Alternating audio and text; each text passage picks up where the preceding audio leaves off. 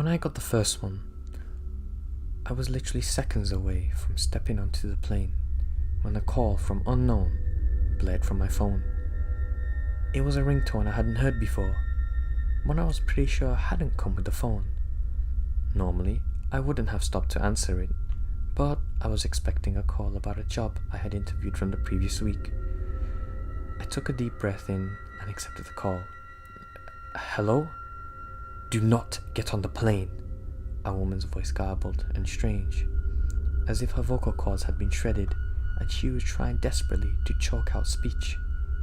Despite the unnerving, fractured quality of her voice, her tone was incessant and eerily calm.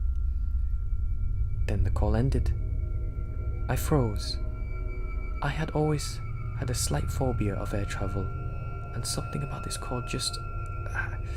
There's no way I was about to get on a 7-hour flight now, so I turned around and headed towards the food court. I'd just get another flight later in the afternoon, I figured. I watched from the airport Starbucks 3 hours later as every TV in the terminal lit up with the crash footage of the plane I should have been on. No survivors. Not a single one. I tried to trace the call. So did the police. But there was no tracing. Nothing to trace. There was no evidence on my phone that a call had ever been around at the time. They analysed phone records, incoming or outgoing communication to my phone. Nothing. I wasn't making it up. I couldn't have been. That wasn't the only call. Throughout the years, they were few and far between, but always right, and I always listened. Do not go on that blind date tonight. 5 months later, my would-be date was convicted of killing 4 women, all with my hair colour and build. Found them in a shallow grave about 250 feet from the diner he offered to take me out to. Do not drive to the concert tonight. 18 driver lost control and ploughed into a line of cars. Every driver crushed, every driver killed. In the stretch of freeway I should have been driving down. No matter if I got a new phone, if I moved across the country, the calls would still come. I could almost feel the presence of whatever it was, whatever it is, watching over me. I imagined being at the bottom of the frozen ocean, still strapped into my coach section plane seat, or being in the mass grave across from the diner, or watching an 18-wheeler skidding towards my car, knowing death was imminent. And I'd get this tightness in my chest. I'd think about how thin that line was, how close I'd gotten. If I hadn't had the job interview I was waiting to hear back from, I'd have never listened to the first call, and that would be it from me.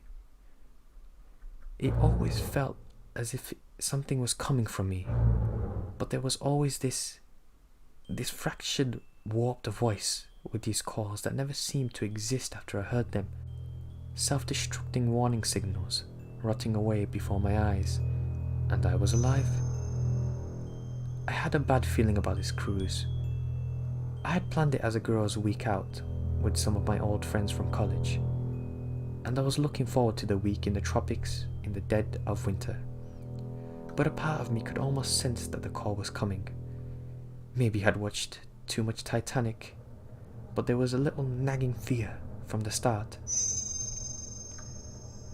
I hoped it would be fine, but I knew that if something was going to happen, I'd get a call. I'd know. Now, a week before I set off on the cruise, after stepping into my apartment and returning from dinner with my friend, I noticed my cell has a message from unknown. They've never had to leave a message before. Haven't checked it all night. Damn it. And I always wanted to go on a cruise as well. Ah well. Not worth whatever horrific fate awaited me in the dark, cold ocean. I clicked play message, and I felt my stomach drop as I listened to the voice, sounding horrifically distorted as if its eminence from a throat slashed to ribbons, crackling with more urgency than ever before. I looked around my apartment as the voice on the phone repeats the same phrase over and over again.